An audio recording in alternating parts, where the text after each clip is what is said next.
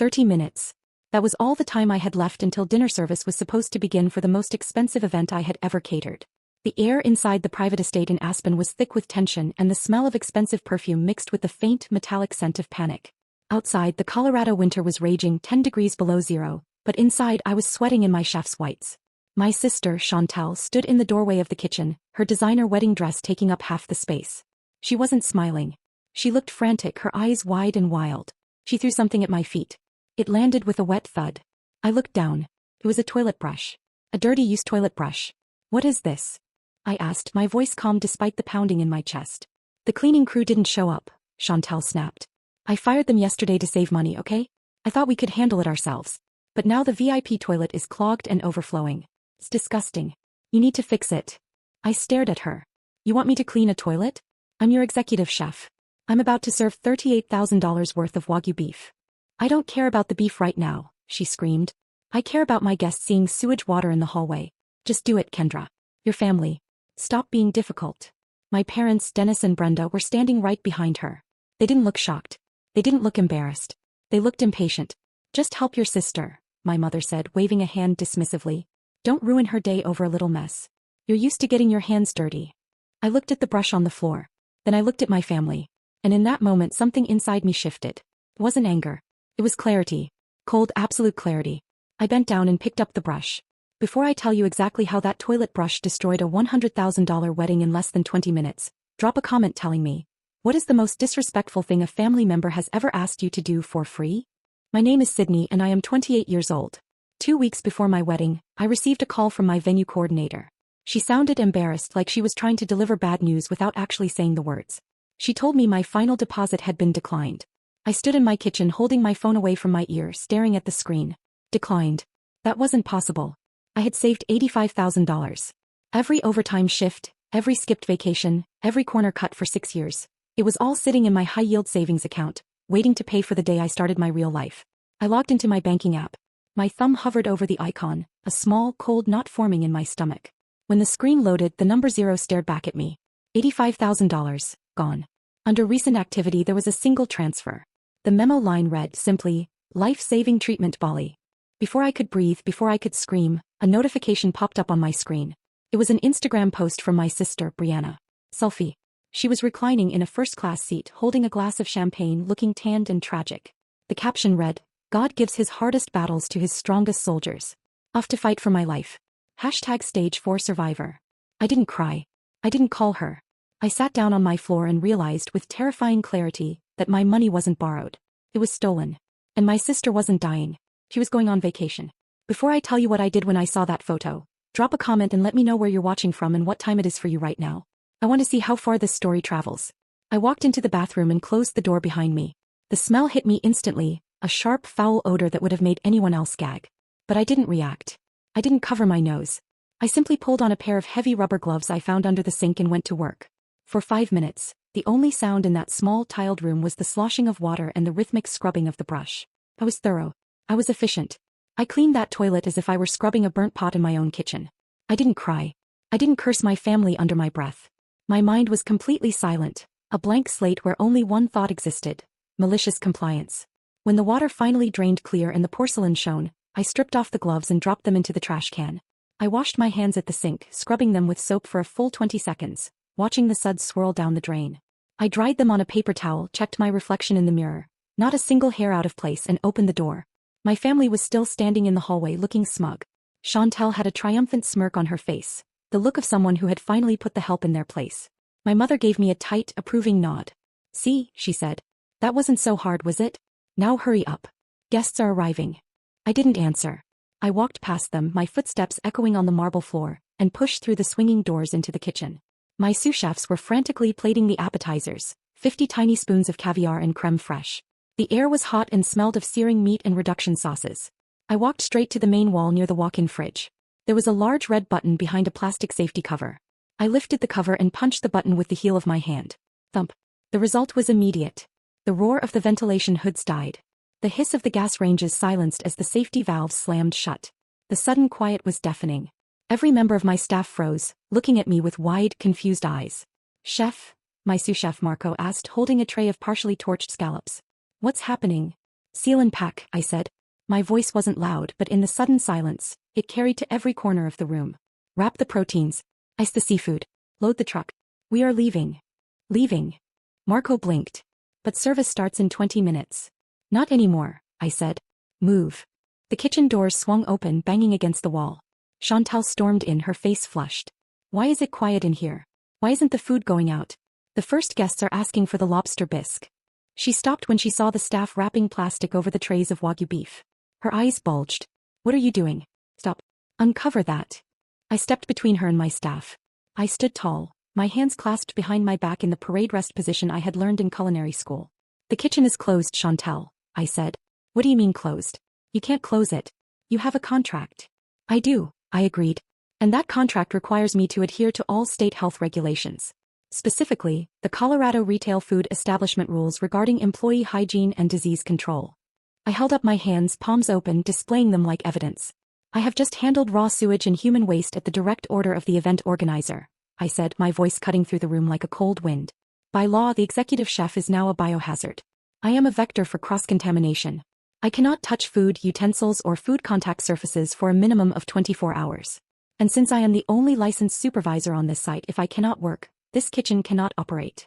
Chantal stared at me, her mouth opening and closing like a fish on a dock. You washed your hands. It doesn't matter, I said. The risk of norovirus and fecal coliform transfer is too high. I will not risk my license or the health of your guests. You ordered me to clean a toilet, Chantal. You just fired your own chef.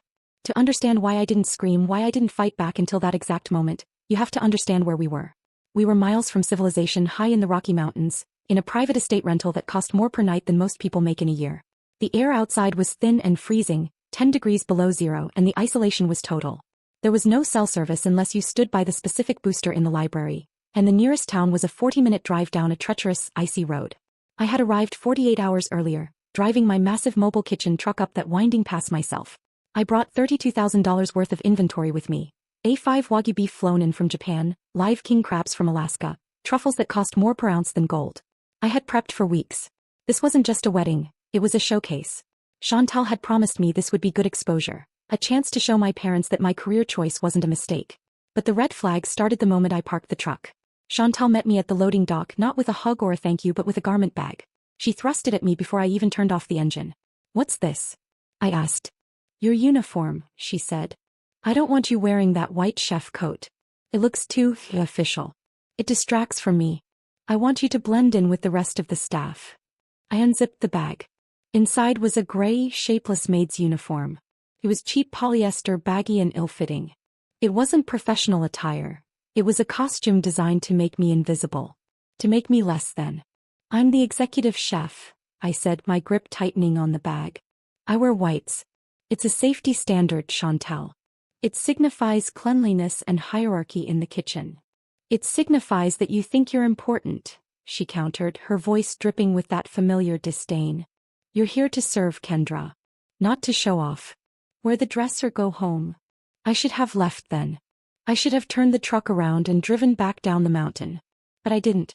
I took the dress. I put it on. Why? Because I had spent 29 years being trained for this moment. It's called the boiling frog effect. You don't realize you're being cooked until the water is already boiling. It started when we were kids. Let Chantal have the last cookie, she's smaller. Give Chantal your doll, she's crying. Help Chantal with her homework, you're the smart one. Over decades, being the bigger person just became code for letting yourself be erased. I had normalized the abuse so deeply that standing in a freezing parking lot holding a maid's dress didn't feel like an outrage. Felt like Tuesday. I thought if I just did this one last big thing, if I just gave her the perfect wedding, maybe they would finally say thank you. Maybe they would finally see me. So I put on the gray dress. I swallowed my pride. I went to work prepping the most exquisite meal of my life, unaware that I was just setting the table for my own humiliation. The humiliation didn't stop with the uniform. It escalated hour by hour like a slow-moving avalanche. By lunchtime on the day of the wedding, the temperature outside had dropped even further, a biting wind whipping snow against the massive windows of the estate. Inside, the great room was warm, the fireplace crackling, the air filled with the scent of pine and expensive candles. My family, Dennis, Brenda, and Chantal, sat around the long oak dining table, laughing and eating the lobster bisque I had prepared as a pre-ceremony lunch. It was a simple meal for me to make, but rich and warming. I walked out of the kitchen, carrying a small plate with a ham sandwich I'd made from staff provisions. I intended to sit at the far end of the table just for 10 minutes, to get off my feet before the dinner rush began. As I pulled out a chair, my mother's hand shot out, stopping me. "Kendra, honey, no," Brenda said, her voice soft but firm, "the way you talk to a dog that's jumped on the sofa. Not in here." I froze, the plate hovering over the wood. "What? You smell like cooking," she said, wrinkling her nose delicately. "Like grease and onions. We have guests arriving soon to say hello. We can't have the room smelling like a diner." "I smell like lobster bisque," I said. "The same bisque you're eating." "It's just not appropriate," my father, Dennis, chimed in, not even looking up from his bowl. "Staff eat in the back. You know that." "I'm your daughter," I whispered. "Today you're the help," Chantal said, tearing a piece of crusty bread. "Go eat on the loading dock. The view is nice." The loading dock. It wasn't an enclosed porch. It was a concrete slab outside the service entrance.